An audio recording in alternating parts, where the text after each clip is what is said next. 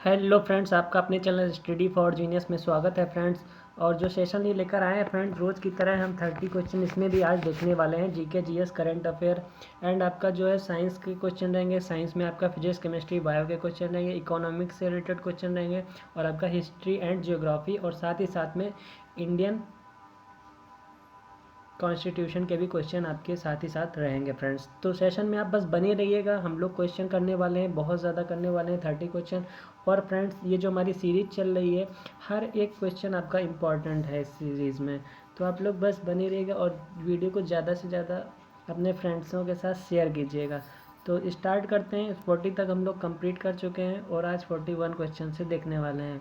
तो 40 number 1 question की अगर बात कर ली जाए, देखिए फ्रेंड, आपको पता है कि एमटीएस का भी एग्ज़ाम आपका जो है 2 मई से स्टार्ट हो रहा है और आज 17 अप्रैल से आपका जो है आर्मी का एग्ज़ाम स्टार्ट हो ही चुका है। तो आप लोग बस तैयारी में लगे रहिएगा, चाहे जहाँ से भी कंटेंट पढ़ती हैं बस पढ़ते रहिए। तो फर्स्ट क्वेश्चन आपका कह रहा है कि लोकसभा का चुनाव लड़ने वाले प्रत्याशी के लिए निर्धारित न्यूनतम आयु क्या है। बहुत ही ईजी क्वेश्चन है और ऐसे ही क्वेश्चन एग्ज़ाम में आपके पूछे जाते हैं। तो एक 41 नंबर क्वेश्चन कह रहा है कि लोकसभा का चुनाव लड़ने के लिए आपको एज बतानी है, मिनिमम एज बतानी है कि आखिर कितनी होती है, कि आप न्यूनतम एज क्या है कि आप चुनाव के लिए एलिजिबल हो जाएंगे। तो इसमें से राइट आंसर सभी को पता होगा। तो राइट आंसर आपका इसमें हो जाएगा बच्चों, लोकसभा की उम्र है 25, ठीक है। और यहीं पे अगर राज्यसभा का पूछ लेता तो वहाँ पे आपका एज हो जाता 30, ठीक है। और लोकसभा को क्या लोअर हाउस बोलते हैं और राज्यसभा को अपर हाउस बोलते हैं। ये एडिशनल जानकारी हम आप लोगों को बता रहे हैं, ठीक है। ये सारी चीज़ें थी। एंड लोकसभा का चुनाव हर 5 साल में होता है और राज्यसभा का चुनाव हर 6 साल में होता है, ठीक है। चलिए फिर देख लेते हैं। 42 नंबर क्वेश्चन कह रहा है, 42 नंबर क्वेश्चन है कि संसदीय तंत्र में निम्नलिखित में से वास्तविक कार्यपालिका कौन है। अब आपको बताना है कि संसदीय तंत्र में वास्तविक कार्यपालिका कौन है, आखिर वास्तविक में रियल में कार्यपालिका कौन है। तो इसमें से राइट आंसर आपका क्या होने वाला है। तो राइट आंसर इसमें आपका हो जाएगा मंत्री परिषद। राइट आंसर आपका बी हो जाएगा। 43 नंबर क्वेश्चन कह रहा है कि निम्नलिखित में से कौन सा कर संविधान द्वारा केवल और पूर्णतः केंद्र सरकार को सौंपा गया है। कर की बात कर ली गई, कर कौन सा कर, मतलब आपको टैक्स बताना है, कौन सा टैक्स है जो संविधान आपके इंडियन कॉन्स्टिट्यूशन के द्वारा केवल और पूर्णतः केंद्र सरकार को ही सौंपा गया है। जो आपका जो टैक्स है सिर्फ और सिर्फ उसको केंद्र सरकार ही तय कर सकती है। तो इसमें से राइट आंसर आपका हो जाएगा बच्चों निगम कर, ठीक है। राइट आंसर आपका डी पे जाएगा, निगम कर। देख लेते हैं। आपका नेक्स्ट क्वेश्चन कह रहा है कि भारत में नियंत्रण एवं महालेखा परीक्षक की नियुक्ति की अवधि कितनी है। तो इसमें से आपको बताना है कि जो आपका भारत में जो नियंत्रण कैग की बात की गई एवं महालेखा परीक्षक की नियुक्ति की अवधि कितनी होती है, जो अपॉइंटमेंट दिया जाता है तो कितने साल के लिए दिया जाता है। तो इसमें से राइट आंसर आपका क्या होने वाला है। राइट आंसर बच्चों इसमें हो जाएगा 6 या फिर 6 वर्ष के लिए दिया जाता है, या फिर 65 वर्ष की आयु अगर कंप्लीट हो रही है। बाई चांस मान लीजिए 60 वर्ष में अपॉइंटमेंट हुआ तो 65 में रिटायर हो जाएगा तो 5 साल ही रहेंगे। अगर 62 में हुआ तो 3 साल ही रहेंगे। तो जिसमें से जो भी पहले हो जाए, या फिर 6 वर्ष पहले आया हो रही है या फिर उसकी एज 65 वर्ष हो रही है, जो भी पहले हो। नेक्स्ट क्वेश्चन आपका कह रहा है कि बिना दुर्ग के एकमात्र सिंधु नगर कौन सा है। बिना दुर्ग के एकमात्र सिंगल जो है आपका सिंधु नगर कौन सा है। तो इसमें से राइट आंसर आपका क्या होने वाला है। अगर इसमें से बात कर ली जाए तो इसमें राइट आंसर आपका हो जाएगा चन्हूदड़ो, ठीक है बच्चों। राइट आंसर आपका डी में जाएगा, जो दुर्ग का एकमात्र सिंधु नगर की बात की गई है, ठीक है। नेक्स्ट क्वेश्चन है कि अशोक ने तृतीय बौद्ध परिषद कहाँ बुलाई थी। अशोक को आपको पता ही है बच्चों, अशोक ने जो तृतीय बौद्ध परिषद है उसका फर्स्ट सेकंड का नहीं, आपका थर्ड का पूछ रहा है, बौद्ध परिषद कहाँ बुलाई थी, उस जगह का, उस प्लेस का नाम आपको बताना है कि कहाँ पे बुलाई थी। तो इसमें से राइट आंसर आपका हो जाएगा पाटलिपुत्र। और पाटलिपुत्र आपका कहाँ पड़ता है, उसको पटना भी कहते हैं, बिहार में, ठीक है बच्चों। चलिए 47 नंबर क्वेश्चन आपका क्या कह रहा है। ये कह रहा है कि भारतीय संविधान का कौन सा भाग जो संविधान की आत्मा कहलाता है बच्चों। इसमें से राइट आंसर आपका क्या होने वाला है। भारतीय संविधान का कौन सा ऐसा भाग है जो संविधान की आत्मा कहलाता है। बहुत ही इंपॉर्टेंट क्वेश्चन है और हर एग्ज़ाम में समथिंग आता ही है। जिस एग्ज़ाम में आपके कई फेज़ में एग्ज़ाम होते हैं, उसमें से आपका एक न एक फेज़ में एग्ज़ाम में ये क्वेश्चन पूछ ही लिया जाता है। तो इसमें से राइट आंसर आपका हो जाएगा उद्देशिका, ठीक है बच्चों। उद्देशिका में को जो है संविधान की आत्मा कहा जाता है। एंड 48 नंबर क्वेश्चन आपका कह रहा है कि निम्नलिखित में से कौन भारतीय संविधान की प्रस्तावना में उल्लिखित नहीं है बच्चों। तो इसमें से आपको बताना है कि कौन भारतीय संविधान की प्रस्तावना में उल्लिखित नहीं है। आखिर क्या चीज़ है जो हमारे संविधान में के जो प्रस्तावना है उसमें वो चीज़ वर्णित नहीं की गई है, नहीं लिखी गई है। तो इसमें राइट आंसर आपका क्या होने वाला है, इसमें राइट आंसर आपका हो जाएगा धार्मिक न्याय। ठीक बच्चों, धार्मिक न्याय राइट आंसर हो जाएगा आपका ऑप्शन 48 का राइट आंसर डी हो जाएगा। चलिए फिर देख लेते हैं आपका नेक्स्ट क्वेश्चन क्या कह रहा है। नेक्स्ट क्वेश्चन कह रहा है कि निम्नलिखित में से कौन एक सही सुमेलित नहीं है बच्चों। तो इसमें से आपको बताना है कि कौन है जो एक सही सुमेलित नहीं है। इसमें से राइट आंसर आपका क्या होने वाला है, निम्नलिखित में से कौन एक सही सुमेलित नहीं है। तो इसकी बात कर ली जाए तो इसमें आपका देखिए 39 फर्स्ट ए जो आपका आर्टिकल है ये रिलेटेड है समान न्याय एवं निःशुल्क विधिक सहायता से, एकदम सही है आपका, ये चीज़ सही है। एंड 40 आपका ग्राम पंचायत का गठन से, और 44 जो है वो समान नागरिक संहिता से। जो आपका 48 है बच्चों ये न्यायपालिका का कार्यपालिका से पृथक नहीं है, ये नहीं, ये तो 50 में आर्टिकल आपका 50-50 जो है अलग करता है। और 48 में जो आपका अनुच्छेद 48 के अनुसार राज्य कृषि तथा पशुपालन को आधुनिक ढंग से बढ़ावा देने का प्रयास करेगा। ठीक है, इसमें आपका पशुपालन और कृषि से रिलेटेड है। तो राइट आंसर आपका डी हो जाएगा क्योंकि सुमेलित नहीं है, आपसे पूछा गया था। 50 क्वेश्चन की बात कर ली जाए तो कह रहा है कि भारतीय संविधान का कौन सा आर्टिकल है जो भारत की विदेश नीति से संबंधित है। कौन सा ऐसा अनुच्छेद है जो भारत की विदेश नीति से वो रिलेटेड है। तो इसमें से राइट आंसर आपका क्या हो जाएगा, इसमें से बच्चों राइट आंसर आपका 51 हो जाएगा। ठीक है, जो 51 है आर्टिकल आपका ये विदेश नीति से संबंधित है। चलिए फिर देख लेते हैं आपका नेक्स्ट क्वेश्चन। 10 क्वेश्चन आपके कंप्लीट हो गया फ्रेंड। अब 20 क्वेश्चन अब हम और देखेंगे। ठीक है, क्योंकि फ्रेंड ये जो क्वेश्चन लाए हैं बहुत सिलेक्टेड क्वेश्चन लाते हैं आपके लिए छाट के, तो वहाँ से आपका कंटेंट बनाया गया है। ठीक है, ये नहीं कि इधर उधर से ऐसे उठा के लिए आए, बहुत ही सिलेक्टेड क्वेश्चन है। फर्स्ट क्वेश्चन आपका कह रहा है कि पहला कंप्यूटर माउस किसने बनाया था। आपको बताना है कि जो पहला कंप्यूटर माउस है ये किसने बनाया था। बहुत ही नॉर्मल सा क्वेश्चन है। तो फर्स्ट क्वेश्चन का राइट आंसर सभी को पता होना चाहिए। माउस क्या करता है, माउस बच्चों आप क्या करते हैं उसको, राइट आंसर आपका डगलस हो जाएगा। उसको हम लोग इधर उधर करते हैं ना बच्चों, इधर उधर, तो वही डगलस हो जाएगा। ठीक है, 22nd क्वेश्चन आपका कह रहा है कि कर्क तथा मकर दोनों रेखाएं किन महाद्वीपों से गुजरती हैं। जो आपका कैंसर है आपका कर्क रेखा है, और आपका जो मकर रेखा है, ये दोनों रेखाएं जो है महाद्वीप, कौन से महाद्वीप है ऐसा है जिसमें से ये दोनों आपको रेखाएं देखने को मिलेंगी उस महाद्वीप से गुजरती हुई। तो इसमें से राइट आंसर आपका क्या हो जाएगा, ये आपका हो जाएगा अफ्रीका देश से। ठीक है बच्चों, राइट आंसर आपका डी हो जाएगा, 2 का डी। नेक्स्ट थर्ड क्वेश्चन कह रहा है कि न्यायिक पुनरावलोकन मतलब कि जुडिशियल रिव्यू प्रचलित है। तो ये जो है किसके लिए प्रचलित है, न्यायिक पुनरावलोकन जो है ये प्रचलित है तो किस चीज़ के लिए प्रचलित है, किस चीज़ के लिए फेमस है। तो इसमें से राइट आंसर आपका क्या होने वाला है बच्चों, इसमें से अगर बात कर ली जाए तो इसमें से आपका राइट आंसर हो जाएगा बच्चों, इसका राइट आंसर आपका हो जाएगा भारत और यूएसए का मतलब हो गया अमेरिका। भारत और अमेरिका के लिए ये आपका जो है प्रचलित है क्या, न्यायिक पुनरावलोकन। देखिए बात कर ली जाए तो अमेरिका संविधान से प्रेरित होकर भारत में जो सुप्रीम कोर्ट को न्यायिक समीक्षा की शक्ति दी गई है। ठीक है, इसके द्वारा सुप्रीम कोर्ट संविधान की रक्षा करने में समर्थ होता है।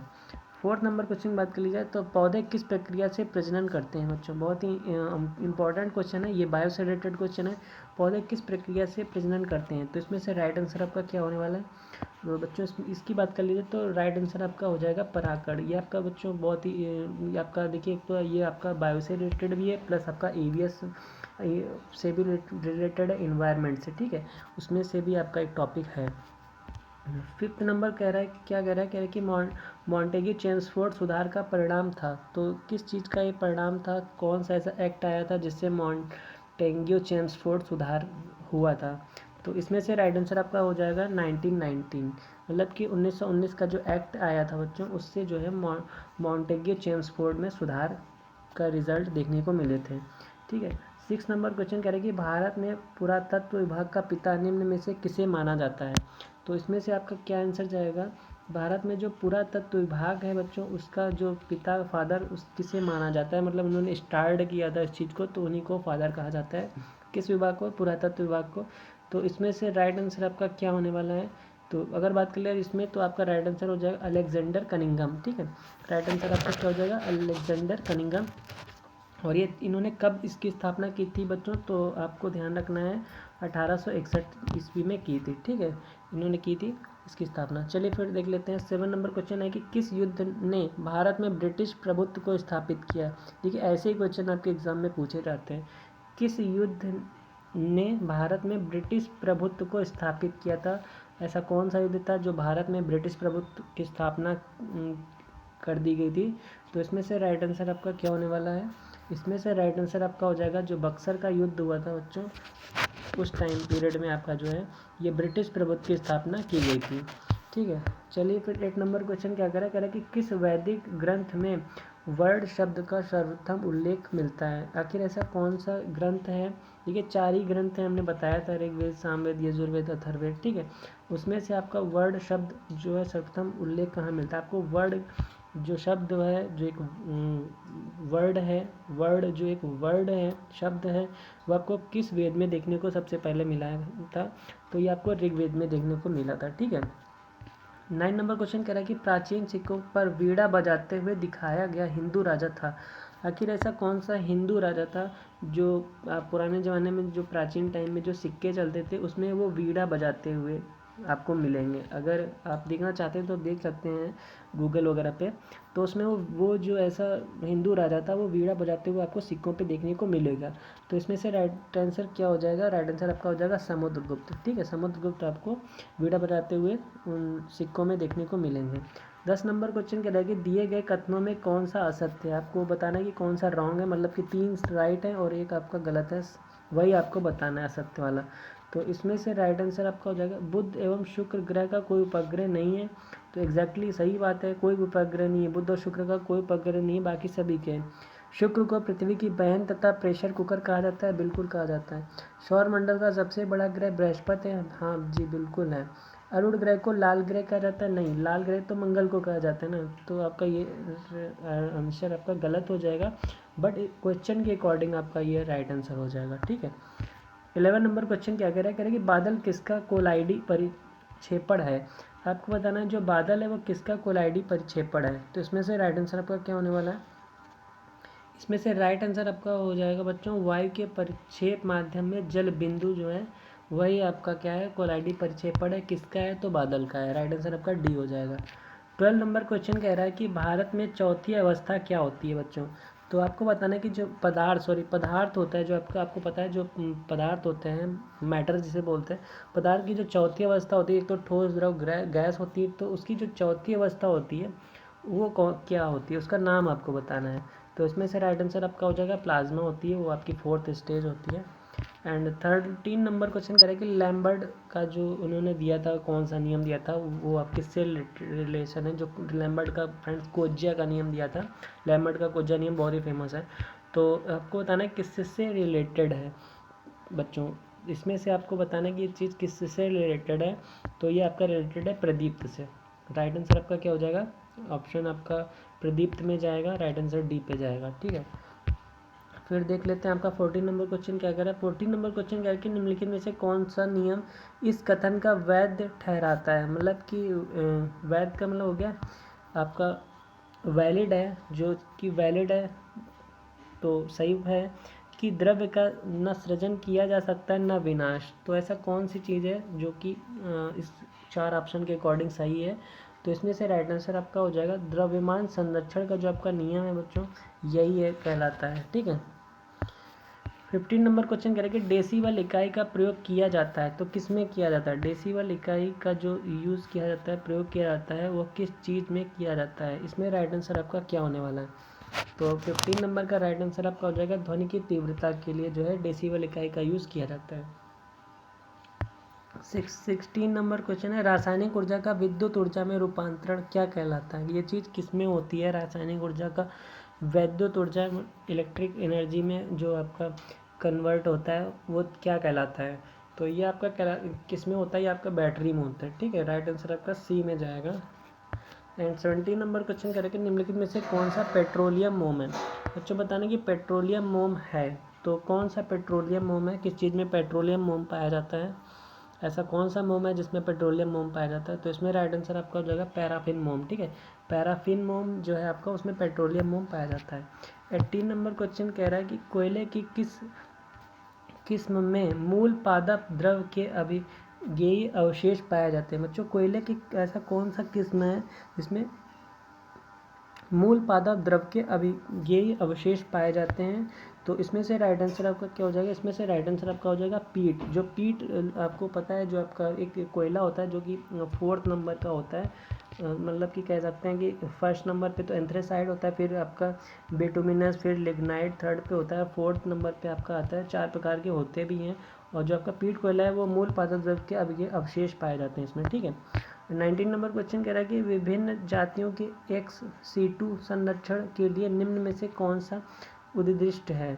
तो इसमें से बताना है कि ऐसा कौन सा है जो ex-situ संरक्षण के लिए निम्नलिखित में से उद्दिष्ट है बच्चों। इसमें राइट आंसर आपका हो जाएगा बच्चों डी, जर्म प्लाज्मा बैंक जो है राइट आंसर आपका हो जाएगा।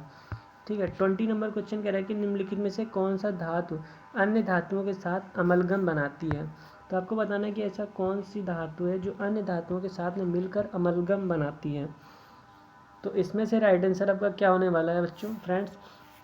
इसमें से राइट आंसर आपका हो जाएगा जो पारद होता है ना, वही जो है वो आपका अमलगम बनाता है अन्य धातुओं के साथ में मिलके। ठीक है, पारद राइट आंसर हो जाएगा। तो यहाँ से हमारे 30 क्वेश्चन आपके कंप्लीट हो गए फ्रेंड्स। ठीक है, फिर हम मिलते हैं आपको नेक्स्ट वीडियो में, आपका नेक्स्ट सेशन लेके आएंगे बच्चों, उसमें आपके फिर 30 क्वेश्चन करवाएंगे। ठीक है, चलिए फिर तब तक के लिए आप बने रहिएगा। अगर आपको सेशन कैसा लग रहा है कमेंट बॉक्स में कमेंट करके बताइएगा। अगर आपको लग रहा है कि हमें कुछ सुधार करना चाहिए तो आप वो भी बता दीजिएगा, हम अपने में कुछ इम्प्रूवमेंट करेंगे। ठीक है, चलिए फिर मिलते हैं नेक्स्ट वीडियो में, तब तक के लिए अपना ख्याल रखिएगा। बस पढ़ते रहिएगा और कहीं से भी पढ़िए, बस पढ़ते रहिएगा। ठीक है, आपको एग्ज़ाम क्रैक करने से मतलब है। And thank you for watching this video.